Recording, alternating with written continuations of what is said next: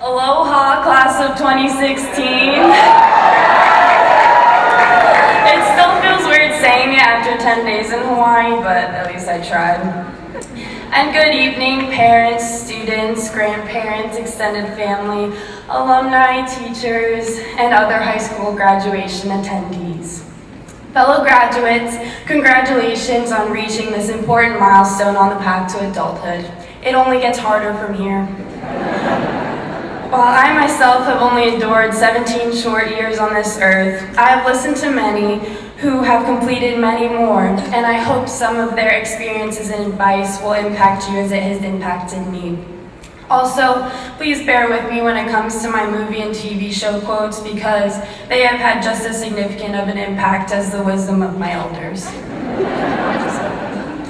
This evening, I would like for you to consider something that has been plaguing the minds of mankind since the beginning of time: purpose.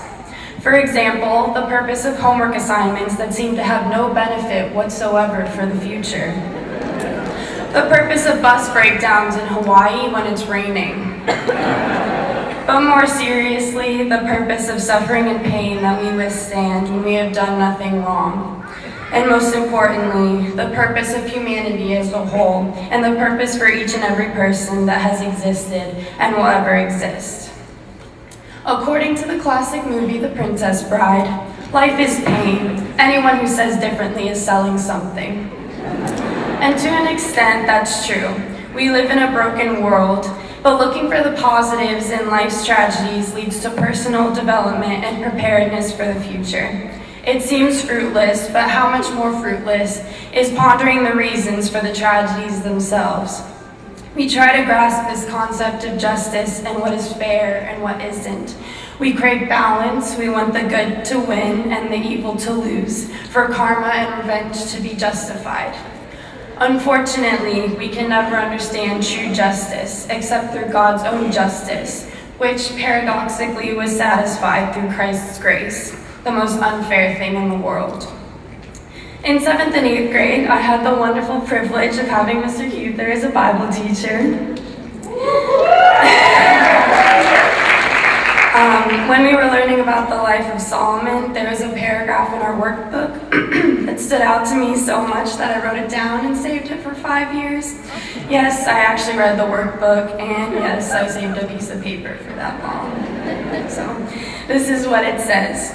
You may not be wealthy, but you have the luxury of a Christian education. Perhaps you'll be able to attend a Christian college.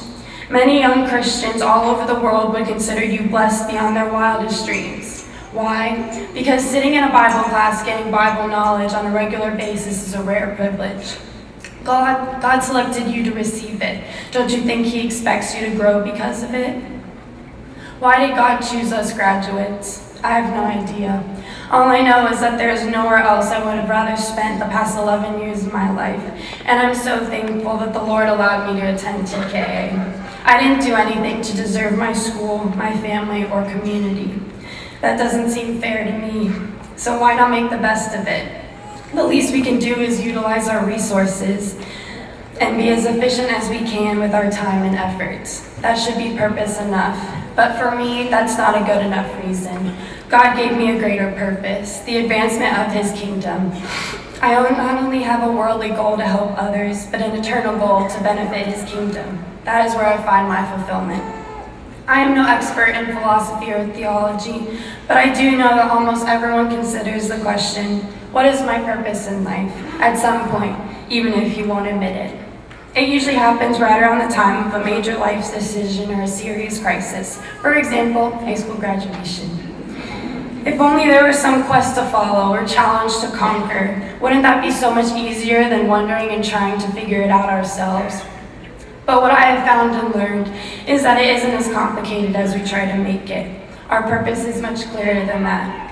Proverbs 19:21 says, "Many are the plans in a man's heart, but it is the Lord's purpose that prevails."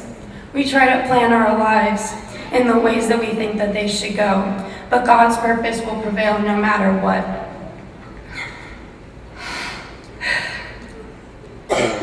We should find comfort in that as an imperfect people.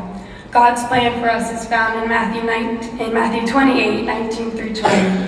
where he tells us to make disciples, baptize them in his name, and teach them all that he has commanded us. Following his plan is the best way we can honor and worship him in our everyday lives. It's not an easy task to accept, and many spend their entire lives trying to discover another purpose and ways to be fulfilled. But from what I've learned, it's not worth the stress and frustration. It isn't as complicated as it seems, and the rest and peace found in him is something that you won't find anywhere else. Hannah Montana taught me that life's what you make it, so let's make it rock. And one final quote for you graduates from the great Michael Scott: "May your hats fly as high as your dreams." Thank you.